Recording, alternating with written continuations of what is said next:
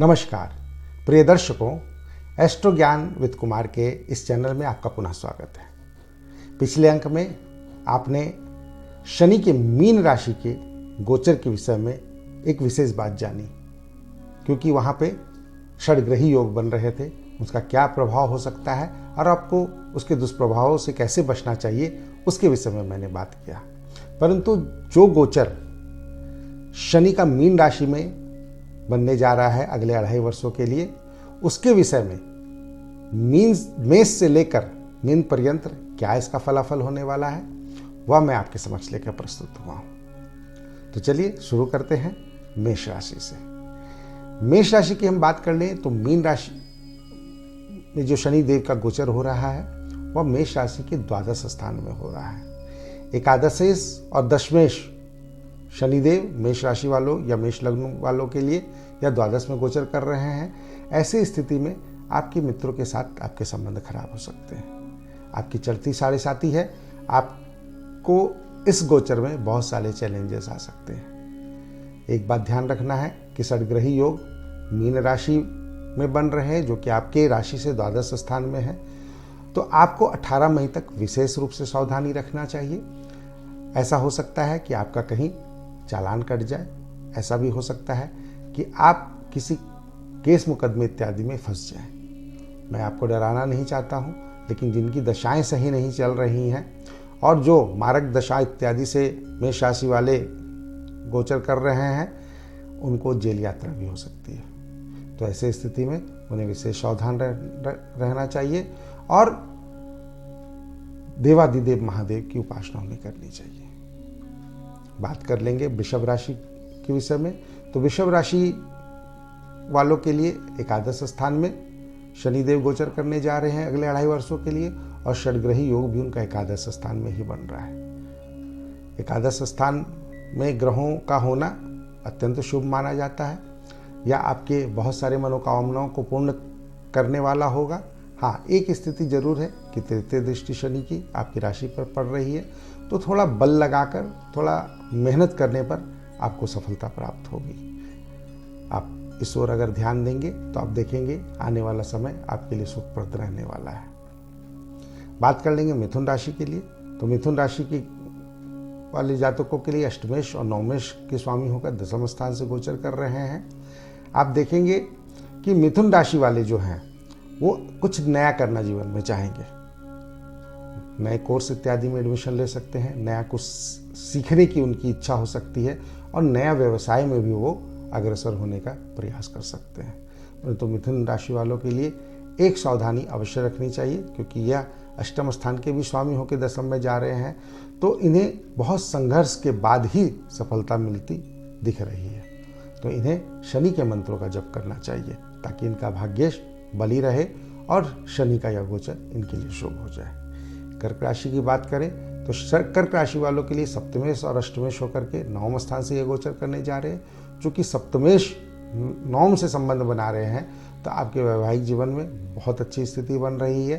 साथ में आपके क्लाइंट्स के साथ आपके संबंध बहुत अच्छे होने वाले हैं, आपके व्यवसाय की वृद्धि होने वाली है। हाँ, तृतीय दृष्टि एकादश स्थान में जा रही है, तो आपको थोड़ा मेहनत करना पड़ेगा धन अर्जन के लिए, लेकिन यह जरूर है कि आप धन भी अर्जित करेंगे, आपकी भाग्य भी बली स्थिति में रहेगी, और आप अड़िया से चूंकि बाहर निकल रहे हैं, तो एक सहज स्थिति आपके लिए बनने जा रही है। कुल मिलाकर गोचर अच्छा है। चंद्रमा के मंत्रों का जप करना और शनि के मंत्रों का जप करना आपके लिए विशेष लाभदायक हो सकता है। बात कर लेंगे सिंह राशि वालों के लिए। तो सिंह राशि के अष्टम स्थान पे गोचर कर रहे हैं षष्ठेश और सप्तमेश होकर के, आप अड़िया के प्रभाव में आने जा रहे हैं। और आप जानते हैं कि आपके राशि स्वामी जो है वो सूर्य शनिदेव के शत्रु हैं। तो आपके लिए यह एक चैलेंजिंग समय हो सकता है। आपको बहुत मेहनत करनी पड़ सकती है, क्योंकि शनि की तृतीय दृष्टि आपके दशम स्थान में पड़ने जा रही है। तो आपको कार्य व्यवसाय इत्यादि में बहुत सारे परेशानियां उत्पन्न आपके जीवन में हो सकती है। सप्तम दृष्टि भी जो है बहुत शुभद नहीं दिखता है। धन की स्थिति भी आपकी बहुत खराब होने वाली है। यह बात डराने के लिए नहीं, आपको सजग करने के लिए है कि आपको अपनी मेहनत को दुगना कर लेना है, और प्रातः का सुबह उठकर सूर्य दर्शन अवश्य करना है। इसके अलावे आप हनुमान चालीसा का पाठ करें, शनिदेव के मंत्रों का जप शनिवार को करें, आप देखेंगे यह गोचर सहजतापूर्वक निकल जाएगा। कन्या राशि की बात कर ले तो कन्या राशि की कुंडली में यह सप्तम स्थान से गोचर करने जा रहे हैं, जहां पे राहु पहले से ही विद्यमान है 18 मई तक। तो 18 मई तक शनि और राहु की जो स्थिति है यह कन्या राशि वालों के लिए कोई विषम परिस्थिति उत्पन्न कर सकती है। तो मई तक आपको विशेष रूप से सावधान रहना चाहिए। हाँ, इतना जरूर है कि षष्ठेश होकर सप्तम स्थान में शनि जाने के कारण आपकी वैवाहिक जीवन में बहुत सारी अड़चनें आ सकती हैं, लेकिन हाँ, संतान के लिए यह समय अच्छा है। आप देखेंगे कि संतान आपकी तरक्की करते हुए आपको दिखेगी। आपको शनि से संबंधित दान करना चाहिए। और कुछ एक चीज़ अगर आप देखें तो जैसे कि शनि की सप्तम दृष्टि आपके लग्न पे ही पड़ रही है, तो वैसे स्थिति में आपको सर्वाइकल इत्यादि की समस्या हो सकती है। तो सर्वाइकल स्पॉन्डिलाइटिस या गर्दन में खिंचाव, इस तरह की दिक्कतें आपको उत्पन्न हो सकती हैं। तो शनि के मंत्रों का जप करना, काला तिल का सेवन करना और तिल के तेल का प्रयोग करना, यह आपके लिए लाभकारक हो सकता है। बात कर लेते हैं तुला राशि वालों के लिए। तो तुला राशि वालों के लिए छठे स्थान से शनिदेव गोचर कर रहे हैं। तुला राशि वालों के लिए चतुर्थेश और पंचमेश होकर के शनिदेव छठे स्थान से गोचर कर रहे हैं। यह गोचर आपके लिए परेशानियों को दूर करने वाला होगा, क्योंकि वहाँ पे राहु पहले से विद्यमान है। तो 18 मई तक आप ऐसा कोई कार्य ना करें जिससे कि आपकी शत्रुता बढ़े और नाहक ही आप किसी परेशानी में पड़ जाए। वैसे शनि का यह गोचर आप देखेंगे आपके लिए अच्छा ही रहेगा। जो कुछ भी है, कोर्ट केसेस वगैरह अगर हों या कर्ज से संबंधित कोई बात हो, तो उससे यह गोचर आपको निकलने में मदद करेगा। हाँ, बस ध्यान यह रखना है कि आपको अपने तरफ से कोई ऐसा व्यवहार नहीं करना है जिससे कि आपके शत्रु आपके ऊपर हावी हो जाए। शनि के मंत्रों का जप कीजिए। अगर आप धारण कर सकते हैं तो एक नीलम रत्न धारण कीजिए। आप देखेंगे यह गोचर आपके लिए शुभ हो जाएगा। बात करते हैं वृश्चिक राशि वालों के लिए। तो वृश्चिक राशि वालों के लिए पंचम स्थान पर तृतीयेश और चतुर्थेश शनि पंचम स्थान में गोचर कर रहे हैं। चतुर्थेश का पंचम स्थान में जाना कहीं ना कहीं यह एक सुखद स्थिति है। हाँ, यह जरूर है कि उसकी दृष्टि एकादश स्थान पर पड़ रही है, तो आपकी स्थिर इनकम में वृद्धि हो सकती है। और अगर आप प्रयास करें कुछ नया कुछ सीखने के लिए और कोई नए वेंचर में अगर आप कोई ट्रेनिंग लेकर के अगर एंटर करते हैं तो आपके लिए विशेष रूप से शुभ होगा। आप किसी नए कोर्स में भी एडमिशन ले सकते हैं, नई पढ़ाई कर सकते हैं, आप किसी नई जिम्मेदारी को ले सकते हैं। आप देखेंगे आप उसको बखूबी निभा लेंगे और यह गोचर आपके लिए कुछ दे कर जाने वाला होगा। वैसे भी आप अड़िया के प्रभाव से बाहर निकल रहे हैं, तो यह समय आपके लिए कहीं ना कहीं शुभ रहने वाला है। शनि के मंत्रों का जप करना, चूँकि अभी जून माह तक कर्क में ही आपके लग्न लॉर्ड मंगल चल रहे हैं, तो मंगल के मंत्रों का जप करना आपके लिए शुभ होगा। शिव जी की विशेष अगर कोई कठिनाई या परेशानी हो तो शिव जी की उपासना करें। आप देखेंगे आपके लिए गोचर सहजतापूर्वक निकल जाएगा। बात करेंगे धनु राशि के लिए। तो धनु राशि के चतुर्थ स्थान में यह गोचर जा रहे हैं। तो शनि और राहु की स्थिति चतुर्थ स्थान में धनु राशि वालों के लिए कहीं ना कहीं इनके सुख को कम करने वाला होगा।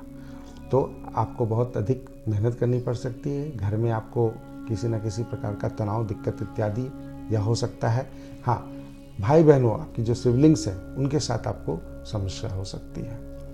तो पीपल के वृक्ष का पूजन करना और शनिवार को पीपल के वृक्ष में जलदान करना आपको बहुत सारी समस्याओं से बाहर लेकर के आ जाएगा।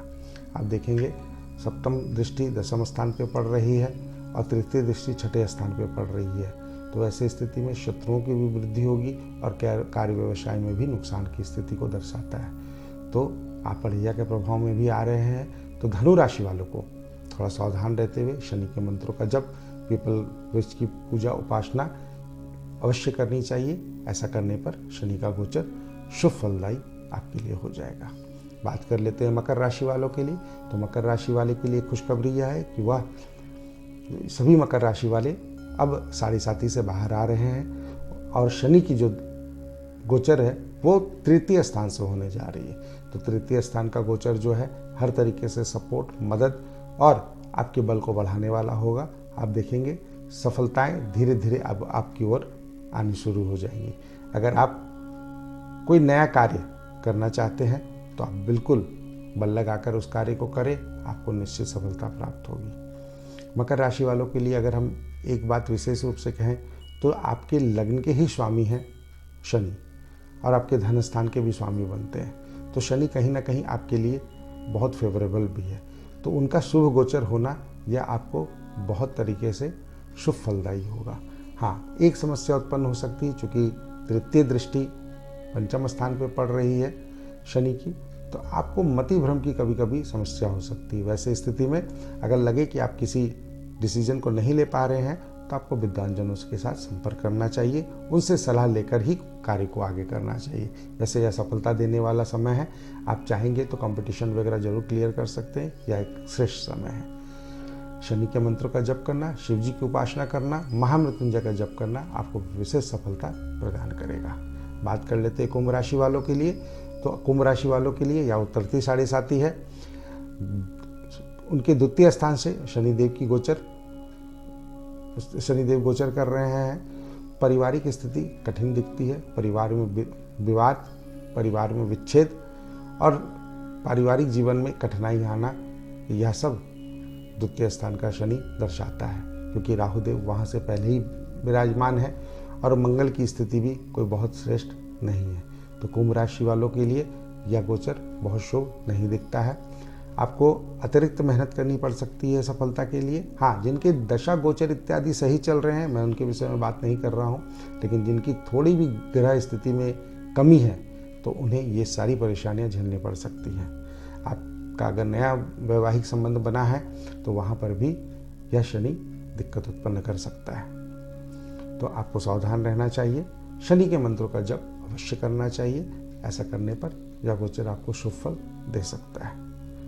बात कर लेंगे मीन राशि वालों के लिए। तो मीन राशि वालों के लिए यह समय विशेषकर सावधान रहने का समय है, क्योंकि शनि और राहु का गोचर लगभग 18 मई तक वहाँ बनने जा रहा है। तो आपको स्वास्थ्य का विशेष रूप से ध्यान देना चाहिए, और चूंकि सरग्रही योग भी वहाँ पर बन रहा है, तो आप नदी, तालाब, पोखर इत्यादि से अगर कुछ समय के लिए दूर रहें तो आपके लिए अच्छा होगा।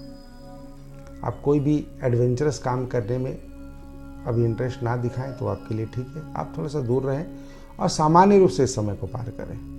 महामृत्युंजय का जप आपको अवश्य करना चाहिए, शिव जी को जलदान करना चाहिए, सोमवार को भगवान शिव के दर्शन करना, उनके ऊपर बेलपत्र इत्यादि चढ़ाना, धतूरा इत्यादि चढ़ाना, यह आपके लिए विशेष फलदायी होगा।